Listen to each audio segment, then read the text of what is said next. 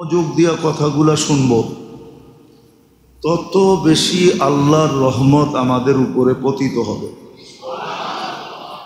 আর মনোযোগের মাত্রা যদি কম হয় তাহলে রহমতের মাত্রাও কম হবে। আর কোরআন এই দিকেই ইঙ্গিত দেয়, লাআল্লাকুম তুরহামুন, ইযা কুরিয়াল কোরআন ফাসতামিউ ওয়া আনসিতু লাআল্লাকুম তুরহামুন। বিদায় সবার কাছে অনুরোধ থাকবে, যত বেশি মনোযোগ দিতে পারি বা মনোযোগী হতে পারি, তত বেশি আল্লাহর রহমত আমাদের দিকে ধাবিত হবে। আর এটা চিরসত্য। মুসলমানের ঘরে যদিও আল্লাহর পছন্দে আমাদের অস্তিত্ব, আমাদের নিজের পছন্দে না, নিজের ইচ্ছায় না, নিজের চাওয়ায় না, পরিপূর্ণটা আল্লাহর ইচ্ছায়, আল্লাহর চাওয়ায়, আল্লাহর ভালোবাসার কারণে মুসলমানের ঘরে আমাদের অস্তিত্ব। যদিও ইসলামের মূল্য আমাদের কাছে খুব কম, আর হাদিসই আছে এক সময় আসবে, লা ইয়াবকা মিনাল ইসলামি ইল্লা ইসম, শুধু ইসলামের নামটা থেকে যাবে। মূল্যায়ন ইসলামের আমাদের খুব কম আমাদের কাছে, কেননা আলোচনাও কম, চর্চাও কম, রাগ হয় না, শিক্ষা দীক্ষাও কম, যার কারণে ইসলামের মূল্যায়ন আমাদের কাছে নাই। কিন্তু হ্যাঁ, বাজারও নাই, কিন্তু একটা দিন ইসলামের মূল্যায়ন খুব হবে। ওটা এই দুনিয়ায় না, এই দুনিয়ার থেকে যখন চলে যাব, এই জন্য কোরআনে পাওয়া যায়,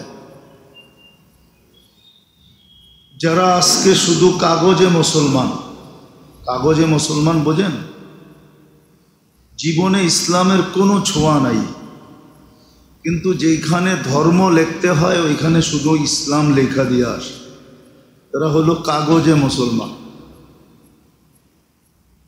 অনলাইনের যুগ, সারা দুনিয়া জানে ওনার ভিতরে ইসলাম না থাকলেও কাগজে উনি ইসলাম লেখছে। একদিন দুযোগে কাফেররা বলবে যে তুমি তো কাগজে মুসলমান লিখতে, ইসলাম তোমাকে কি লাভ দিল, তুমি তো আমাদের সাথেই আছো। ইয়াউমা ইয়াওয়াদ্দুল্লাযীনা কাফারু, ওই দিন আল্লাহর রহমতে জোশ উঠবে। তখন আল্লাহ জিবরিল আলাইহিস সালামকে বলবে, যারা কাগজেও মুসলমান লেখছে ওদেরকেও দোজখ থেকে বাহির করো। ওই দিন কাফেররা চিৎকার দিয়া বলবে, লাউ কানু মুসলিমিন, আফসোস আমরা যদি কাগজের মুসলমানও হইতাম, তাহলে আজকে চিরদিনের জন্য দোজখ থেকে বাহির হওয়ার একটা সুযোগ হতো। ইসলামের মর্যাদা বুঝে আসবে আমাদের, কালকে বুঝে আসবে, আসবে যদিও নাকি বুঝে আসে না। তো যেটা বুঝাইতে চাইতেছিলাম, যে আল্লাহ সদ ইচ্ছায় আমাদেরকে মুসলমানের ঘরে অস্তিত্ব দিছে, এর চেয়ে বড় একটা নেয়ামত দিছেন, উম্মতে মুহাম্মদী বানাইছে।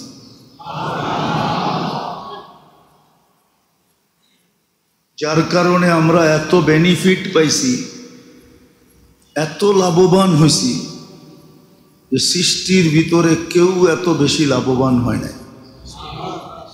শুধু এক দিক দিয়া না, উম্মত হিসাবে শুধু লাভবান না, আমরা শত কোটি দিক দিয়া লাভবান হয়েছি, যেটা বলতে গেলে এই অল্প সময়ের ভিতরে হবে না। মাসের পর মাস বললেও শেষ হবে কিনা আমার সন্দেহ আছে। যে আমরা উম্মতে মুহাম্মদী হওয়ার কারণে যে লাভবান হইলাম বা মূল্যায়িত হইলাম। দেখেন, এশারের নামাজ আপনি পড়ছেন, ঠিক না? এই নামাজ কিন্তু অন্য উম্মতের জন্য ছিল না, ছিল না? কিন্তু ওনারা এক ওয়াক্তের সওয়াবই পাইতো। আমরা কি এক ওয়াক্তের সওয়াব পাইছি? কয় ওয়াক্তের? 10 ওয়াক্তের, ঠিক না? না 1-এ 10, 5-10-এ 50। কয় ওয়াক্তের সওয়াব পেয়েছি? না, এটাও কম, এটাও ভুল। যারা একাএকি পড়ছেন তারা 1-এ 10 পাইছেন, আর যারা জামাতের সাথে পড়ছে এরা আরো 27 গুণ বেশি পেয়েছে। তাহলে 1 ওয়াক্তে 270 ওয়াক্তের সওয়াব পাইছেন। কত? শুধু 270 ওয়াক্ত না, আবার অর্ধেক রাত পর্যন্ত ইবাদতের সওয়াবও পাইছেন। কেননা ফজর পড়লে পুরা রাত্র, তাহলে এশা পড়লে, ফজর পড়লে বাকি অর্ধেক, তাহলে পুরা রাত্রের সওয়াব হবে অর্ধেক রাত্রের সওয়াব হলো শুধু এশা পড়ার দ্বারা, ঠিক না? এই বেনিফিট আপনি কেন পাইলেন? উম্মতে মুহাম্মদী হওয়ার কারণে। কিন্তু বলেন আল্লাহর রসুলের মূল্যায়ন আপনার কাছে আমার কাছে কতটুকু আছে? এটা যে পাইলাম 1 ওয়াক্তে 270 ওয়াক্তের সওয়াব। এশা পড়লাম না যে অর্ধেক রাত্র ইবাদত করলাম। যদি ফজরের আগে মৃত্যুও হয় তাহলে ঈমানের মৃত্যু হবে, বেঈমানের মৃত্যু এখানে কোনো সুযোগ নাই। কেননা এশারের নামাজটা ছিল এরকম নামাজ, আমি আমার ধারণায় বলতেছি আর কি, এটা যেন এমন নামাজ ছিল যে আল্লাহ বুঝাইতে চাইতেছে একটু পরেই তো ঘুমায়া যাবি, সকালে উঠলে না কথা হবে, না উঠলে তো আর কথা হবে না। নামাজ মানে কি? আল্লাহর সাথে কথা বলা। মুসল্লি ইউনাজি রব্বা, নামাজি আল্লাহর সাথে কথা বলে। আল্লাহ যেন বুঝাইতে চাইতেছে যে একটু পরেই তো ঘুমায়া যাবি, সকালে উঠলে না কথা হবে, না উঠলে তো আর কোনোদিন কথা হবে না, চল না দুইজনে একটু কথা বইলেই ঘুমাই। যদি চইলাও আসো তাইলে যেন আমি বলতে পারি আমার সাথে কথা বইলা আসছে, আমার সাথে কি। আপনি যদি কথা বইলা কারো বাড়িতে যান তাহলে তো দরজা আগের থেকেই অপেক্ষা করতে থাকে, ঠিক না? হ্যাঁ, আর না বইলা যদি ধাক্কা, রাগও হইতে পারে, ঠিক না? যে বলা নাই কওয়া নাই, তুমি আয়া উঠা বসলা, কমসে কম আমাকে খবর দিতা কি। হ্যাঁ, আর যদি আগের থেকে বইলা যায় তো দরজায় কি করতে থাকে? অপেক্ষা করতে থাকে, ঠিক না? তো আল্লাহ যেন বুঝাইতে চাইতেছে সকালে উঠলে না কথা হবে, যদি না উঠলা তাহলে চলো একটু কথা বইলা ঘুমাই, যাতে চইলা আসলো বলতে পারি কথা বইলা আসছে। এশারের নামাজ এটা ছিল। আর নামাজ ছিল তাআল্লুক। কি তাআল্লুক বুঝেন? নামাজে কিন্তু সম্পর্ক বৃদ্ধি হয়। কোরআনে ইঙ্গিত আছে ওয়াসজুদ ওয়াক্তারিব। নামাজের মেইন কিন্তু হলো সেজদা। কি রুকু যদিও আছে, কওমা যদিও আছে, কিন্তু আসল কি নামাজে? কি আসলে বলেন, যারা আমরা নামাজ পড়ি সেজদায় যেই মজাটা পাওয়া যায় এটা কিন্তু রুকুতে পাওয়া যায় না, এটা কিন্তু দাঁড়ায় থাকলেও পাওয়া যায় না, এটা কিন্তু বৈশা থাকলেও পাওয়া যায় না। সেজদায় গেলেই আলাদা একটা কি মজা। আল্লাহ বলছে ওয়াসজুদ ওয়াক্তারিব, সেজদা করতে থাকো, নৈকট্যের সিঁড়ি চড়তে থাকো। আচ্ছা আল্লাহ, এই সিঁড়ি শেষ হবে কোথায়? তার এক হাদিসে আছে লা ইয়াকুনু বাইনি ওয়া বাইনাকা হিজাব, একদিন এরকম হবে তোমার আমার মাঝে কোনো পর্দা থাকবে না। আচ্ছা আল্লাহ, আর কি হবে? একদিন এরকম হবে তোমার আমার আর কোনো দূরত্ব থাকবে না, দূরত্ব শেষ। আচ্ছা আর কি হবে? তো আল্লাহ বলে সর্বশেষ যেটা হবে সেটা হবে আহলু যিকরি আহলু মাজালিসি, তুমি আমার দরবারের লোক হিসাবে গণ্য হবে। আর কি চান? এখন যদি হুজুররা বলে এখানে তো জিকিরের কথা লেখা আছে, কোরআনে আছে আকিমিস সালাতা লিযিকরি, নামাজ হলো সবচেয়ে বড় জিকির। না সবচেয়ে বড় না, না হুজুররা মনে হয় মানে না। আল্লাহ নিজে বলতেছে আকিমিস সালাতা লিযিকরি, আমার স্মরণের সবচেয়ে বড় স্মরণের জিনিস হলো কি? নামাজ। তো যেটা বুঝাইতেছিলাম যে আল্লাহ সব ইচ্ছায় মুসলমানের ঘরে অস্তিত্ব দিয়েছে, উম্মতে মুহাম্মদী বানায়া বেনিফিট দিছেন, লাভ দিছেন আমাদেরকে, এত দিছেন যেটা বইলা কয়া শেষ করা যাবে না। শুধু নামাজেরটা বলতে গেলেই অনেক লম্বা চলে যাবে, নামাজেরটা বলতে গেলেই কয়েক মাস বলতে হবে যে নামাজ দিয়ে কতটুকু আল্লাহ আমাদেরকে সম্মানিত করছেন, বেনিফিট দিছেন। এরকম প্রত্যেকটা বিষয় উম্মত হওয়ার কারণে ওলামা বলো কোন উম্মতকে এক রাত্র ৮৩ বৎসরের ইবাদত দিছেন, কিন্তু আমাদেরকে দিছেন এক রাত্র কয় বছর? লাইলাতুল কদর এক রাত্র ৮৩ বছর ৪ মাস। আর কিভাবে আপনাকে মূল্যায়ন করতো বলেন? আর কিভাবে করতো মূল্যায়ন? কিভাবে করলে আমরা খুশি হব? কিন্তু আমরা ওই রসুলের লাজ কতটুকু রাখলাম, ইজ্জত কতটুকু রাখলাম?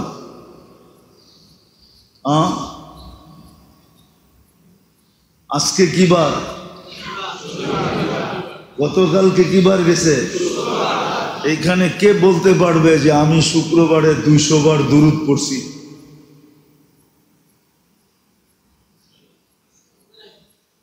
তিন চারজন হাতের করে গোনা, ঠিক না? কিন্তু আল্লাহ রসুল তো বলছিলেন শুক্রবার পুরাটা আমার উপরে দুরূদের জন্য দিয়া দাও, শুক্রবার আমার উপরে দুরূদ সবচেয়ে বেশি পড়ো। আচ্ছা আমরা দুরূদ পড়লে আমাদের লাভ হবে না রসুলের লাভ হবে? রসুলের কোনো লাভ হবে না, বরং পুলসেরাতে যদি আটকায়া যাই তো এই দুরূদের ঘাটটি মাথায় দিয়া পার করায় দিবে। বলছিলেন শুক্রবারে আমার উপরে সবচেয়ে বেশি দুরূদ পড়ো, কিন্তু আমরা তো ২০০ বারও পড়ি নাই। ১০০ বার বললেও তো সবাই হাত উঠাইতে পারবেন না যে আমি শুক্রবারে ১০০ বার দুরূদ পড়ছি। অথচ দুরূদ তো ছোট আছে বড়ও আছে। আল্লাহুম্মা সাল্লি আলা মুহাম্মাদ, এটাও দুরূদ। ইচ্ছা করলে তো ১০০০ কেন ১০,০০০ বারও পড়া যায়।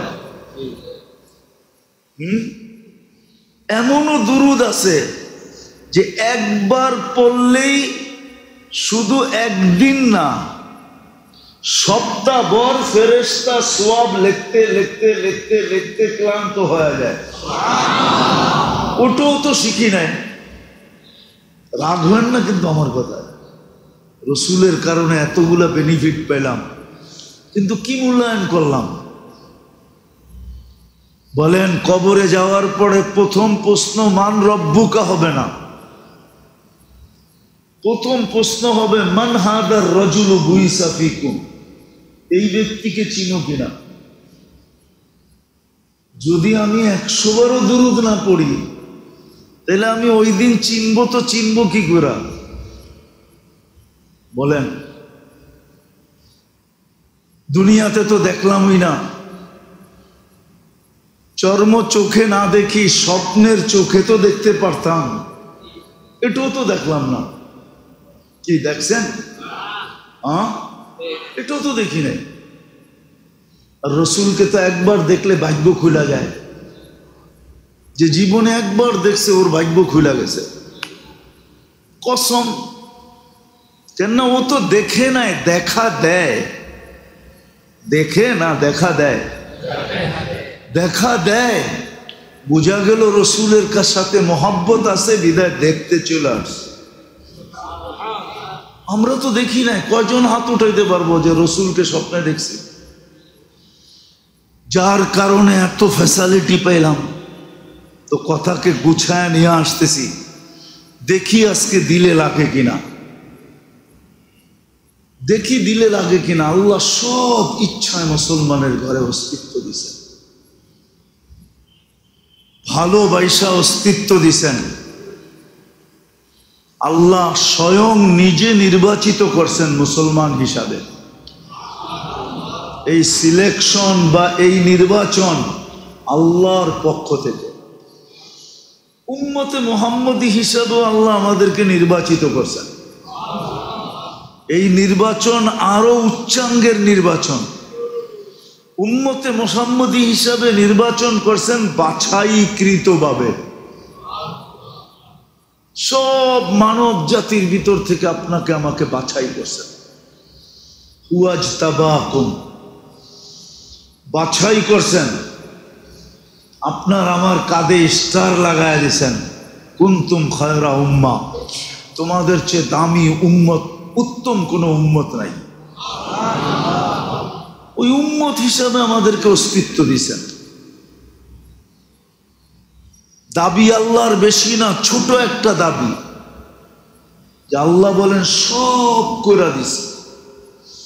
মুসলমান হিসাবে নির্বাচিত, উম্মতে মুহাম্মদী হিসাবে নির্বাচিত, আল্লাহর ছোট একটা দাবি আমাদের কাছে, কোনো লম্বা দাবি না।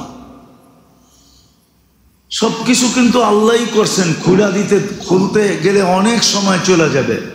শুধু অস্তিত্ব দেন নাই, আমাদেরকে কুদরত দিয়ে সাজাইছেন। শুধু সাজান নাই, যতদিন দুনিয়াতে বেঁচে থাকবো দায় দায়িত্ব আল্লাহ নিজে নিছেন। শুধু দায় দায়িত্ব নেন নাই, 24 ঘন্টা আমাদেরকে সুরক্ষিত করতেছেন। 24 ঘন্টা লালন পালন করতেছেন। ভালোবাসা এতটুকু দিছেন, মুসলিম শরীফে তাকাইলে বোঝা যায় ভালোবাসা এতটুকু দিছেন। ভালোবাসা বিভিন্ন আঙ্গিকে বুঝেছে আমি তোমাদেরকে কতটুকু ভালোবাসি। মানুষ তো দুনিয়ায় ভালোবাসা পাওয়ার জন্য পিছে পিছে ঘুরতে থাকে। যুবকদেরকে জিজ্ঞাসা করেন, ওরা ভালো বুঝবে। ভালোবাসা পাওয়ার জন্য পিছে পিছে ঘুরতে থাকে। কতবার যে জুতা দেখছে, তারপরও পিছে হাঁটতে থাকে। মনে হয় বুঝেন না, রাগ হলো না তোমরা। কতবার যে জুতা দেখাইছে, তারপরও পিছা ছাড়তেছে না, ঠিক না? হ্যাঁ, সত্য তো।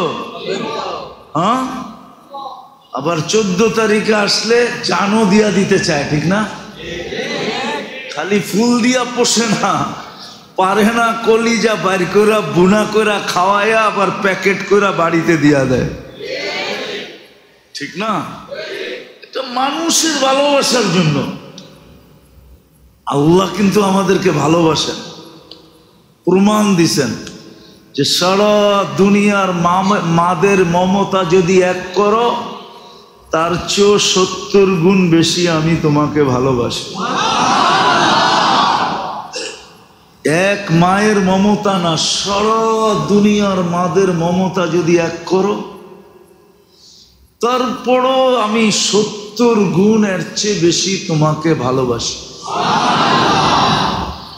ভালো যদি না বাসতেন, খোদার কসম 5 বেলা ডাকে, তারপরও মসজিদ জুমা ছাড়া ভরে না, ঠিক না? ভালো যদি না বাসতেন, জাগারটা জাগায় শেষ করে দিত, জাগারটা জাগায়। ফেরেশতা কিন্তু প্রতিদিন বলে আল্লাহ অনুমতি দেন না, আলা কুল্লা ইয়াউমিন ওয়াল মালাইকাতু ইস্তাযিনু রাব্বা, আলা কুল্লা ইয়াউমিন ওয়াল মালাইকাতু তাস্তাযিনু রাব্বা। প্রতিদিন ফেরেশতা বলে আল্লাহ অনুমতি দেন না, কি করবে? আন তুহলিকা ইবনা আদম, এগুলাকে মেরা ফেলবো। প্রতিদিন মাটি কিন্তু বলে আলা কুল্লা ইয়াউমিন ওয়াল আরদু তাস্তাযিনু রাব্বা। প্রতিদিন মাটি বলে আল্লাহ অনুমতি দেন না, কি করবে? আন আবতালিয়া ইবনা আদম ফি বাতনি, আমি মানুষকে পেটে নিয়ে নিব। আলা কুল্লা ইয়াউমিন ওয়াল বাহরু ইস্তাযিনু রাব্বা। সমুদ্র প্রতিদিন বলে আল্লাহ অনুমতি দেন না, কি করবে? আন তুগরিকা ইবনা আদম, আমি মানুষকে আমার তলদেশে নিয়ে আসবো। এদের প্রত্যেকের চাওয়ায় যুক্তি আছে, যুক্তি। আল্লাহ জিজ্ঞেস করে এত রাগ কেন? সবই তো আপনার বক্ষণ করে, আবার আপনার বিরোধিতা করে, ডাকলেও আসে না। বিরোধিতা তো করে করে, কিন্তু ডাকলেও আসে না। কি উচিত তো ছিল আজান হইতে দেরি, পিপিলিকার মতো সবাই দল দইরা মসজিদে আসতে দেরি হতো না। চতুর্দিক থেকে মুসলমানের ভাঙ্গা পড়া দরকার ছিল। কেন? আল্লাহ ডাকে, যার হাতে আমার হায়াত, যার হাতে আমার মৌত, যার হাতে আমার জীবনের প্রত্যেকটা জিনিস, ওই আল্লাহ ডাকে। কিন্তু ভালোবাসে তো জমিন, ফেরেশতা, সমুদ্র চায়, আবার যুক্তিও দেয়। আল্লাহ সব আপনার, 24 ঘন্টা বক্ষণ করে আপনারটা, ব্যবহার করে আপনারটা, নাফরমানি আপনার। আর আমরা চোখ দিয়া শুধু দেখতে থাকবো। কিন্তু আল্লাহ জবাব দেয় কি জানেন? আল্লাহ জবাব দেয়, ইনকানা আবদুকুম ফাশানুকুম বি। বন্দা যদি তোমাদের হয় তো যার যা মনে চায় করতে পারো।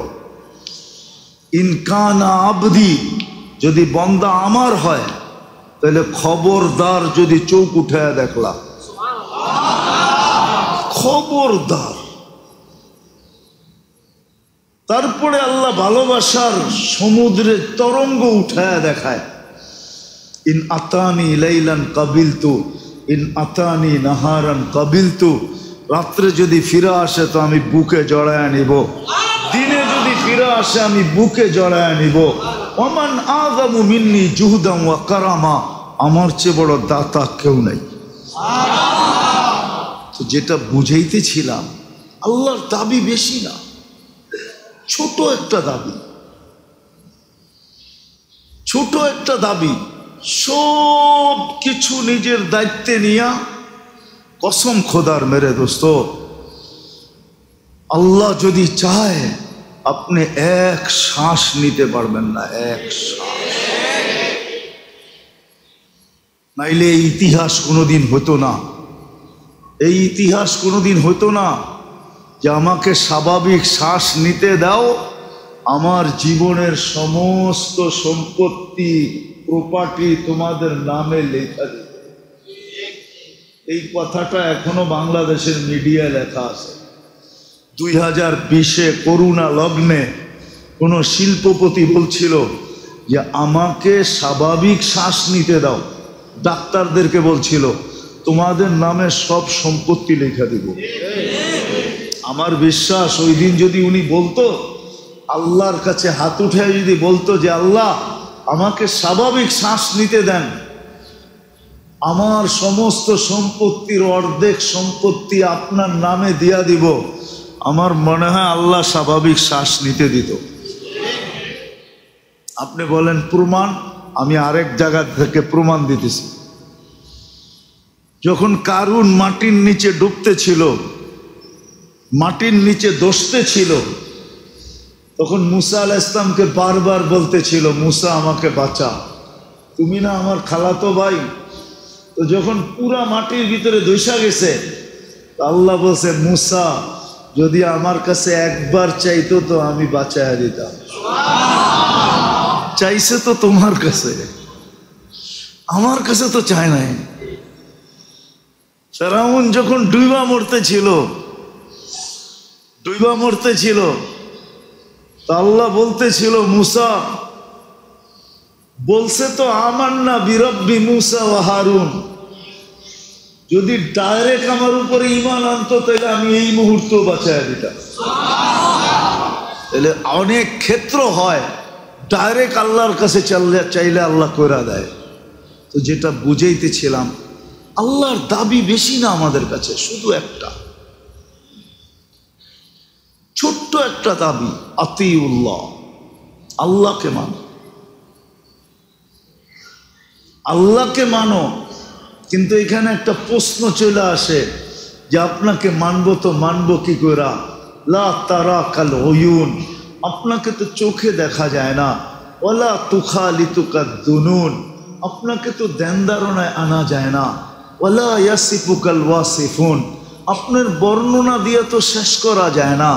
আপনি তো শুধু আল্লাহ না, আপনি তো রহমান, আপনি তো রহিম, আপনি তো মালিক, আপনি তো কুদ্দুস, আপনি তো সালাম, আপনি তো মুমিন, আপনি তো মুহাইমিন, আপনি তো আজিজ, আপনি তো জব্বার, আপনি তো মুতাকাব্বির, আপনি তো খালিকুল বারিউল মুসাব্বিরুল গফফারুল কহ্হারুল ওয়াহাবুর রাজ্জাকুল ফাত্তাহুল আলিমুল কাবিদুল বাসিতুল খাফিদুল রাফিউল মুইজ্জুল মুদিল্লুস সামিউল বাসীরুল হাকামুল আদলুল লতীফুল খবীরুল হালিমুল আযীমুল গফুরুশ শাকুরুল আলিয়ুল কবীরুল হাফিজুল মুকীতুল হাসিবুল জলিলুল করিমুর রকিবুল মুজিবুল ওয়াসি الحكيم الودود المجيد الباعث الشهيد الحق الوكيل القوي المتين الولي الحميد المعصي المبدي المعيد المحيي المميت الحي القيوم الواجد الماجد الواحد الأحد الصمد القادر المقتدر المقدم المؤخر الأول والآخر الظاهر والباطن الوالي المتوالي البر التواب المنتقم العفو الرؤوف مالك الملك ذا الجلال والإكرام المقسط والجامع والغني والمغني المانع الدار النافع النور الهادي البديع الباقي الوارث والرشيد الصبور জল্লে জালালু, আপনি তো ৯৯ পদের মালিক। আপনাকে মানবো তো মানবো কি করে? যদিও দাবি এক অক্ষরে, রাতিউল্লাহ, দাবি ২ অক্ষরে দাবি, ২ শব্দে দাবি, আতিউল্লাহ, আতিউ আল্লাহ, ২ শব্দের দাবি, কিন্তু মানবো কি করে? দাবি আল্লাহর এতটুকুই যে সব করে দিছি, শুধু আমাকে মাইনা দেখায় দাও। যুবক যদি মাইনা দেখাইতে পারো তো তোমাকে ওইখানে উঠাবো যে ওইখানে সৃষ্টির ভিতরে কারো উঠার ক্ষমতা নাই, তোমাকে ওইখানে উঠাবো। দুনিয়ালার আর প্রমোশন কতটুক দিবে? এক জায়গায় যায় স্টপ হয়ে যাবে, এক জায়গায় যায় দেখা যাবে পদই নাই, এর উপরে কি নাই? পদই নাই। আরেক জায়গায় যায় দেখা যাবে তোমার বয়সও নাই, ঠিক না? কি সরকারি রিটায়ার্ডের বয়স কত? ৬০ বছর। আচ্ছা ৬০ই মেনে নিলাম, কিন্তু বহুত পাওয়া যাবে সরকারি চাকরিজীবী এখনো বেঁচে আসে ৮০ বছর বয়স লয়া, ঠিক না? কিন্তু সরকার কি বলে? তোমার আর কি নাই, কি নাই? বয়স নাই, ঠিক না? আচ্ছা বলেন, বাংলাদেশে কি প্রেসিডেন্টের উপরে পদ আছে নাকি? তাহলে বোঝা গেল এর উপরে কি নাই, আরেকটা বয়স নাই।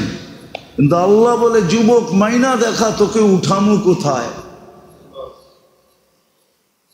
যেখানে কারো পৌঁছার ক্ষমতা নাই। একটা এক দুইটা দেখাই, আল্লাহ বলে ওইখানে উঠাবো। ইন্নী উবাহি বিহিল মালাইকা, আমি তোকে নিয়ে ফেরেশতাদের উপরে গৌরব করব। ফেরেশতাদেরকে দেখায় দেখায় গৌরব করব, দেখ যুবক রে, দেখ। অথচ বয়স কতটুক? যৌবন, মাত্র যুবক, মাত্র যুবক। মর্যাদা কোথায়? গৌরব করতেছে কে? কাদের উপরে?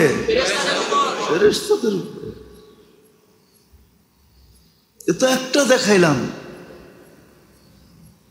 এ তো একটা, আরো তো 100 দেখানো যায়।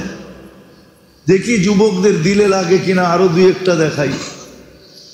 আল্লাহ বলে লাউলা শাবাবা খুশা, যেই যুবক আল্লাহকে রাজি করলো, ওকে দেখায় দেখায় আল্লাহ বলে লাউলা শাবাবা খুশা, এই যুবক যদি না থাকতো লাজালতু সামা হাদিদা, আকাশ বহুত আগে লোহার, অল আরদা সাফসাফা, জমিন বহুত আগে তামার, অল আরদা রামাদা, মাটিগুলা বহুত আগে বালু, ওমা আনজালতু মিনাস সামাই কাতরা, আকাশ থেকে বৃষ্টির একটা ফোঁটানা, ওমা আম্বাত্তু মিনাল আরদি হাব্বা, জমিন থেকে শস্যের একটা দানা না, সবাইকে এইভাবে ধ্বংস করে দিতাম, কিন্তু পারি না তো, যুবকের চেহারা দেখলে পারি না।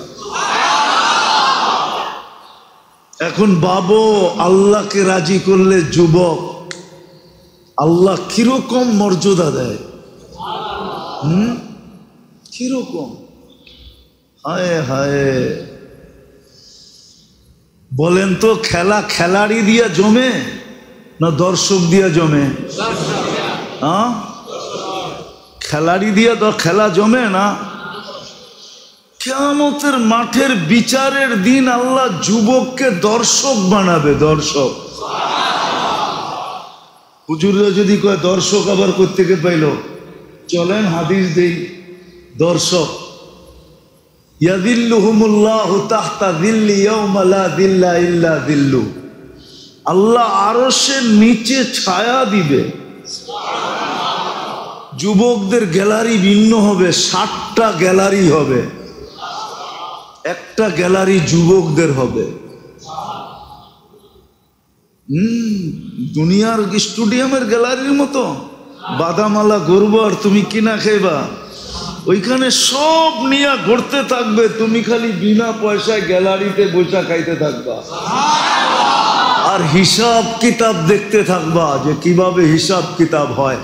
না হইলে কেন কোরআনে আসবে হাল সুব্বিবাল কুফফারু মা কানু ইয়ামালুন, কাফেরদেরকে যে শাস্তি কিয়ামতের মাঠে দিবে, তো আল্লাহ এই উম্মতের মুসলমানদেরকে জিজ্ঞাসা করবে, তোমাদের মন ভরতেছে না ভরতেছে না বলো, তাইলে আরো বাড়ায়া দেই।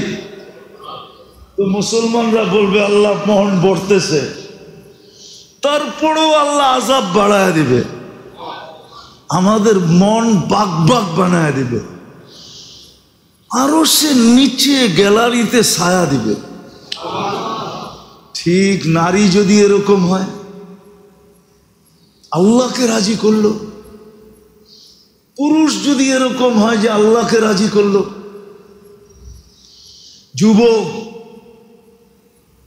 যদি আল্লাহকে রাজি করলো, বৃদ্ধ যদি আল্লাহকে রাজি করলো,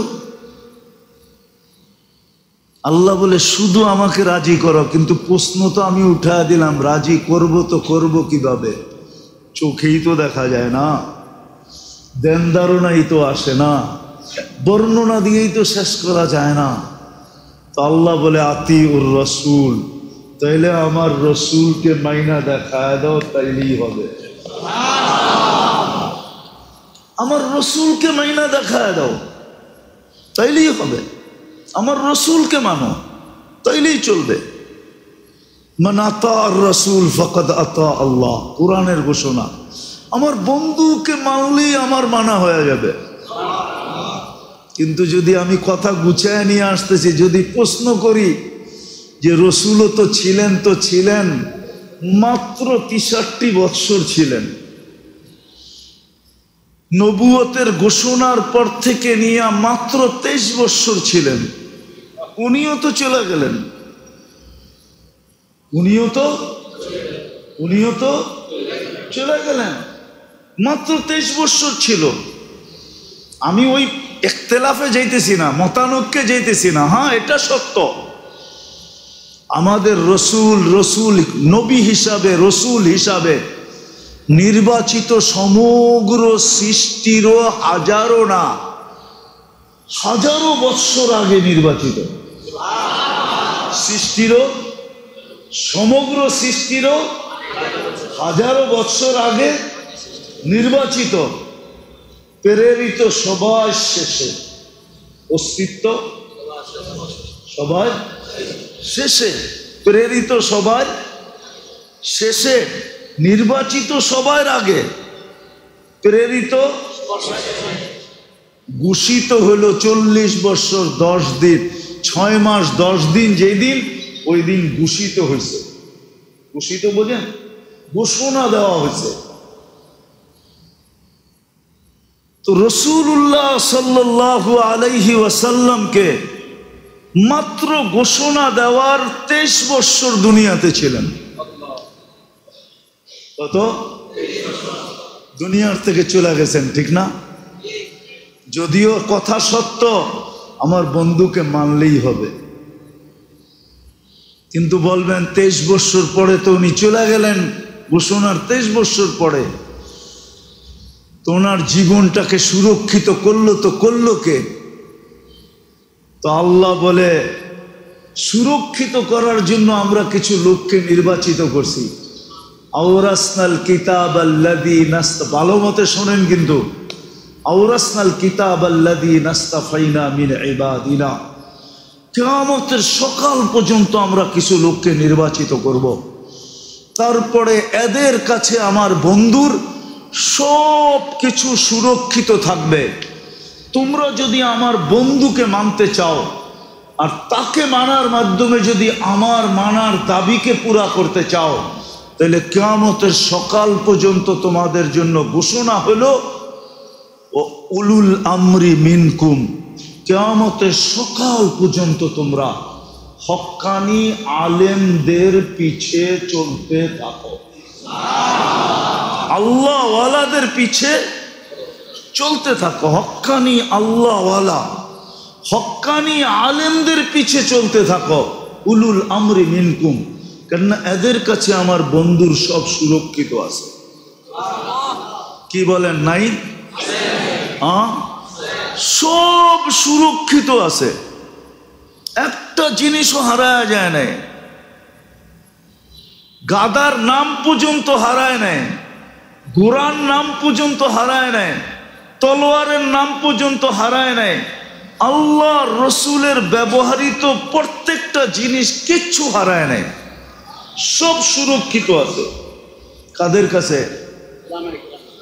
হক্কানি আলেমদের কাছে। আপনি যদি রসুলকে মানার মাধ্যমে আল্লাহর মানার দাবিকে পুরা করতে চান, তাহলে কিয়ামতের সকাল পর্যন্ত আপনাকে হক্কানি উলামাদের পিছনে চলতে হবে, হক্কানি আল্লাহওয়ালাদের পিছনে চলতে হবে। আপনি যদি বলেন না আমি গুগল দেখা চলবো, আপনি চলতে পারেন। মাঝে মাঝে আমরাও গুগল দেখা চলি, মাঝে মাঝে দেখা যায় গুগল নিয়ে খালে নামায় দিছে। কিসে? বিশ্বাস হয় না মনে হয় আপনাদের, ঠিক না? হ্যাঁ, হয় না মনে হয়? আরে না, আরে না, এই কয়েকদিন আগে আমি 18 তারিখে আসছি, 18 তারিখে আসছি, আসার পরের দিন 19 তারিখে আমার প্রোগ্রাম ছিল। 19 তারিখে আমার প্রোগ্রাম ছিল মনে হয় সিরাজদি খান, আর না টঙ্গী বাড়িতে। আমি রাত্রে যখন ফিরতেছিলাম, আমি আইসা উঠবো কোন দিক দিয়া? নিমতলা দিয়া। গুগল দিয়া সার্চ দিছি, গুগল আমাকে নিয়ে যাইতে যাইতে যাইতে ওই রাস্তায় নিয়ে গেছে, কেননা নিমতলা খাল পার হইলেই নিমতলা, কিন্তু কোনো ব্রিজ নাই। খাল পার হইলে কি, কিন্তু আমাকে নিয়ে গেছে খালের পাড়ে। এই জন্য আমি বললাম যে গুগল মাঝে মাঝে কি করে খালের পাড়ে নিয়ে যায়, কিন্তু ব্রিজ গাড়ি কি খালে নামাম নাকি? আবার ঘুরে আসছি। এখন দ্বিতীয়বার যখন আবার সার্চ দিছি তখন গুগল রাস্তা দেখাইছে এই দিক দিয়ে যাও, কিন্তু তোমাকে 12 কিলোমিটার করতে হবে। কিন্তু তারপরও রাস্তা আছে, তারপরও কি আছে? আগেরটা কি ছিল? শর্ট ছিল, কিন্তু কি ছিল? খাল। নামলে আমিও যেতাম, গাড়িও যেত, ঠিক না? মেরে দোস্ত, আমি যেটা বুঝাইতে চাইতেছি আপনাদেরকে, যে আল্লাহ আমাদেরকে মুসলমান হিসাবে অস্তিত্ব দিয়েছেন, উম্মতে মুহাম্মদী বানাইছেন, খোদার ওয়াস্তে আমার কথা মানেন। আল্লাহর ছোট দাবি হলো আল্লাহকে মানো। আর মানার জন্য আমি প্রশ্ন উঠায়া দিলাম, আল্লাহ প্রশ্ন মাইনা নিলেন, বলছে আমার বন্ধুকে মাইনা দেখায় দাও। আমার বন্ধুকে মানবে, আমার মানা হিসাবে আমি মাইনা নিব। কিন্তু বন্ধুকে মানবো তো মানবো কি কইরা? উনি তো 23 বছর পরে দুনিয়ার থেকে চলে গেছেন। কোথায় 23 বছর পরে আর কোথায় আমরা 1500 বছর পরে? আমরা মানবো তো মানবো কি কইরা? তো আল্লাহ বলে আমি নির্বাচিত করছি, বন্ধুর মানার দ্বারা আমার দাবি পূরণ হবে। এই জন্যই কোরআন ঘোষণা দিয়েছেন কিয়ামতের সকাল পর্যন্ত হক্কানি ওলামাদের অস্তিত্ব থাকবে। হক্কানি ওলামাদের অস্তিত্ব থাকবে। এদের পিছে চলো, গুগলের পিছে চলো না। গুগলের পিছে যদি চললা, তাহলে হইতে পারে গুগল তোমাকে খালেও নামাইতে পারে, তোমাকে নদীতেও নামায়া দিতে পারে, এমনকি গুগল তোমাকে আফ্রিকার জঙ্গলেও ঢুকাইতে পারে। আমি দুনিয়া ঘুরে বলতেছি।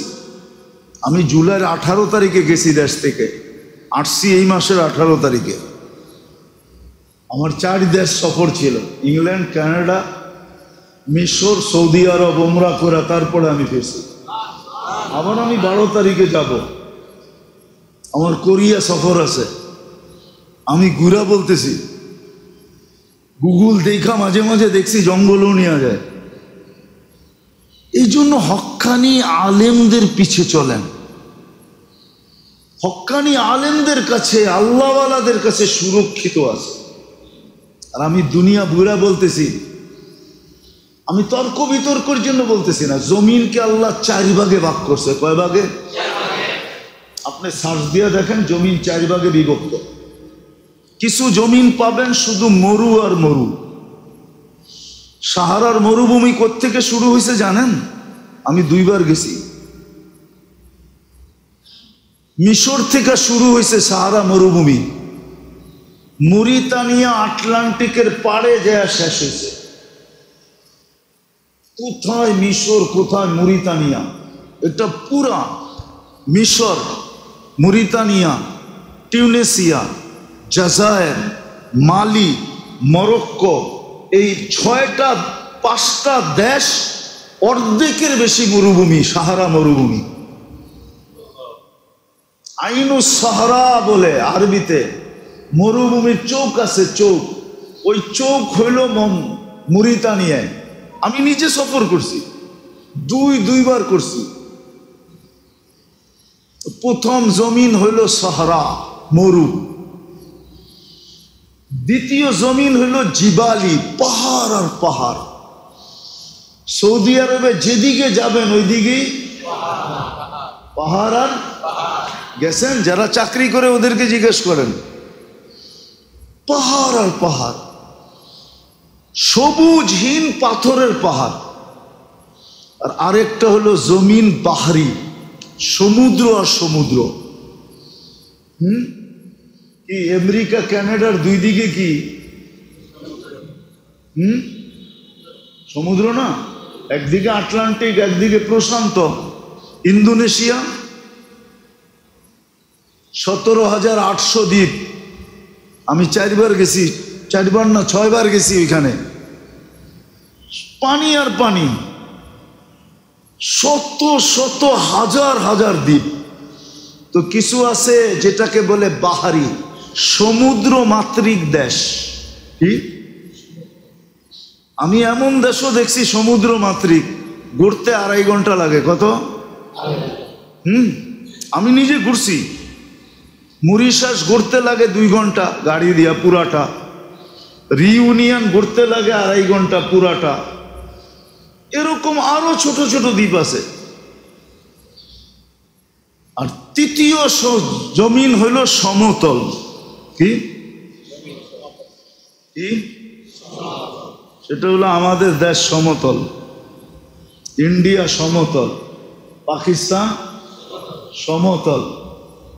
জমিনকে আল্লাহ 4 ভাগে ভাগ করছেন, আর 4টার ভিতরে মানুষ থাকে। এক একটা সংস্কৃতি আরেকটার সাথে মিলবে না। আমি ঘুরা বলতেছি আপনাকে, একটা সংস্কৃতি আরেকটার সাথে মিলবে না। আপনি এইখানে যেরকম জীবনযাত্রা, মরুভূমিতে এরকম জীবনযাত্রা কোনোদিন সম্ভব না, কোনোদিন সম্ভব না। আমাদের দেশে যে জীবনযাত্রা, মরুভূমিতে এই জীবনযাত্রা সম্ভব না। আমি 18 তারিখে আসতেছিলাম, 2 ঘন্টা আমার ফ্লাইট ডিলে ছিল। আমি জিজ্ঞেস করলাম, কাছের লোক ছিল সবাই পরিচিত, তা আমি জিজ্ঞেস করলাম কেবিন ক্রুকে যে 2 ঘন্টা ডিলে কেন? দুলু জ্বর চলতেছে এই জন্য 2 ঘন্টা ডিলে। কি দুলু জ্বর চলতেছে? প্লেন নামেও না ওঠেও না। আমি বলি 2 ঘন্টার দুলু জ্বর? আমি তো 2 বার পড়ছি এক সপ্তাহ দুলু জ্বরে। 1 সপ্তাহ দুলার জ্বরের ভিতরে ছিলাম।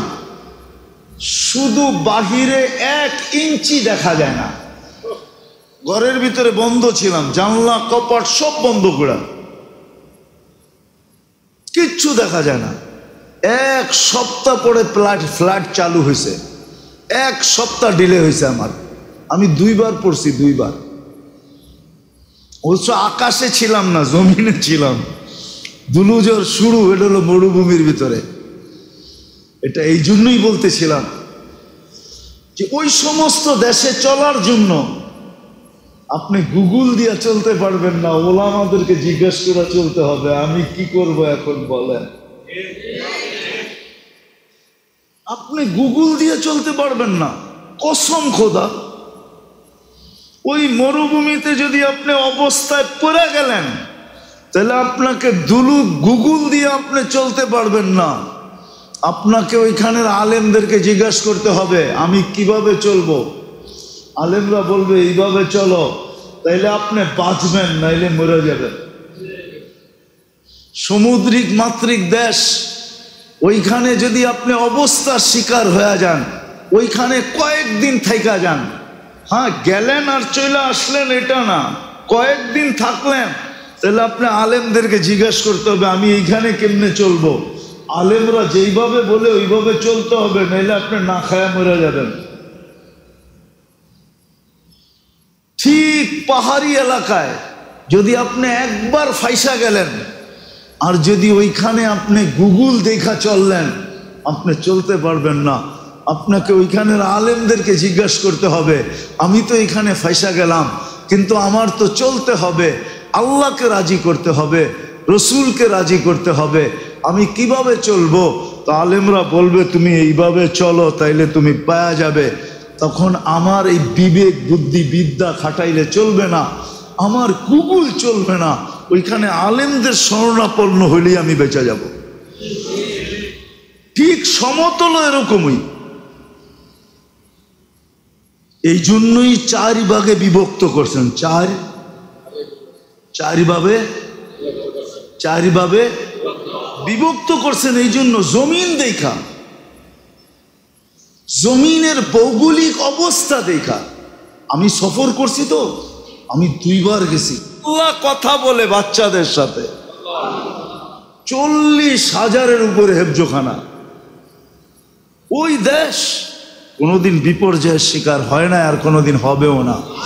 দুনিয়া ভাবছিল কি না কি হয়ে যাবে, আলহামদুলিল্লাহ আস্তে আস্তে কুছায়া উঠতেছে, ঠিক না?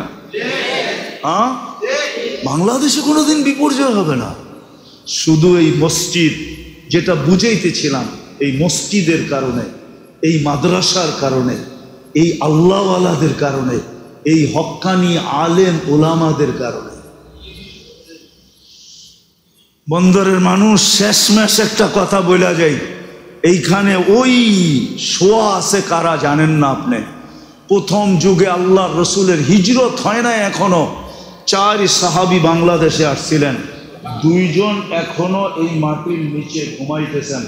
একজনের নাম হলো কাসেম ইবনে হুযাইফা, দ্বিতীয় জনের নাম হলো উরওয়া ইবনে সাসা। 2 সাহাবী এখনো এই মাটির নিচে ঘুমাইতেছেন। কোথায় ঘুমাইতেছেন আমি জানি না। এটা ইসলামের প্রথম যুগের কোরবানি এরা দিয়ে এখানে ঘুমায় গেছে। আপনি জানেন না এই মাটির নিচে কি আছে? এই জন্য কোনোদিন বিপর্যয় হয় না, আর কোনোদিন হবেও না ইনশাআল্লাহ। যদি আমরা আলেমদের সাথে চলি, পিছে চলি, জিজ্ঞাসা করা চলতে থাকে। চলবেন তো? নামাজ ছাড়বো না ইনশাআল্লাহ। পাক্কা ওয়াদা? আল্লাহ আমাদেরকে আমল করার তৌফিক দান করেন। ওমা আলাইনা ইল্লাল বালাগ। দোয়া করতেই না করলে হয় না। আল্লাহুম্মা প্রত্যেকটা মানুষকে কবুল করেন, ছোট বড় আমাদের সবাইকে কবুল করেন। আজকে আমাদেরকে কবুলিয়াত ছাড়া ফিরত দিয়েন না। কবুলিয়াত ছাড়া আজকে আমাদেরকে ফিরত দিয়েন না। কি লাভ হবে? কবুল না করলে আপনার কি লাভ হবে? আর কবুল করলেই বা আপনার কি ক্ষতি হবে? আপনার লাভ আর ক্ষতির থেকে ঊর্ধ্বে বিদায় আজকের আয়োজনকে কবুল করেন, আমাদের শোনাকে কবুল করেন, আমাদের বসাকে কবুল করেন, বিশেষ করে আমাদের তওবাকে কবুল করেন, বিশেষ করে আমাদের অঙ্গীকারকে কবুল করেন। আলেম ওলামার পিছে চলার তৌফিক নসিব করেন, এদের কাছ থেকে জিজ্ঞাসা করে চলার তৌফিক নসিব করেন। আল্লাহ যার যে পেরেশানি আছে দূর করে দেন, প্রয়োজন আছে মিটা দেন, অসুস্থ আছে শেফায়ে কামেলা আজেলা দায়েমা মুস্তামিররা নসিব করেন। জটিল রোগে যারা আক্রান্ত, হার্টের হোক, কিডনির হোক, লিভার হোক, ব্রেন স্ট্রোক হোক, ডায়াবেটিস হোক, ক্যান্সার হোক, দুরারোগ্য রোগ হোক, ব্যয়বহুল রোগ হোক, আল্লাহ সবাইকে শেফায়ে কামেলা আজেলা দায়েমা মুস্তামিররা নসিব করেন। আল্লাহ এই আয়োজনের কারণে এই এলাকার ভিতরে, এই এলাকার কবরস্থানে অথবা আয় আল্লাহ বন্দরের মাটির নিচে যারা শুয়ে আছে,